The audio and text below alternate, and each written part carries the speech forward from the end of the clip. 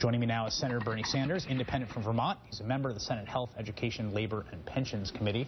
Senator, why can't we get a reasonable minimum wage? What is stopping us from getting a $10 minimum wage? Lay it out for me. Let me tell you something. I don't want to break the bad news to you. A majority of Republicans are not only opposed to raising the minimum wage, a majority of the Republicans right now believe we should abolish the concept of the minimum wage. And if in a city like Detroit or other high unemployment areas, you can get people to work $3, $4, $5 an hour, that would be acceptable to them.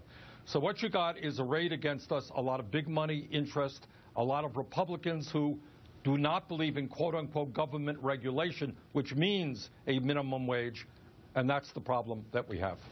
When you talk about big money, I mean, when you're trying, and you've been working on this issue. I know you support this legislation. You've been working on raising the minimum wage.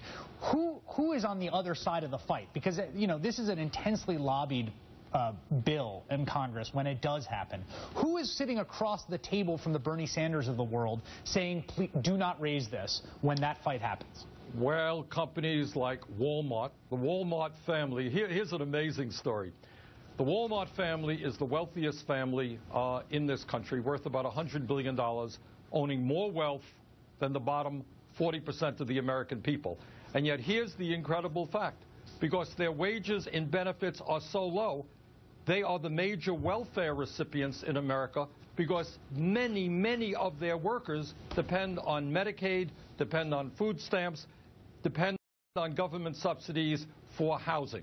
So if the minimum wage went up for Walmart, it would be a real cut in their profits, but it would be a real savings, by the way, for taxpayers who would not have to subsidize Walmart employees because of their low wages. What do you say to people that will look at this and they'll say, this is cynical posturing, this is populism, and if you do this, it's just basic economics, you raise the wage, you constrain labor, and you end up putting people out of work? Well, I would say come to the great state of Vermont. We have the fourth lowest unemployment rate in the country. I think it's about 4.4%. We have the third highest minimum wage rate, not as high as it should be, but it's $8.60 an hour. I have not heard too many employers in the state of Vermont are telling me that the minimum wage is too high and should go lower. Bernie Sanders, independent senator of Vermont, thank you so much. Thank you. Up next, we'll hear from a mother of 3 who has to live on 8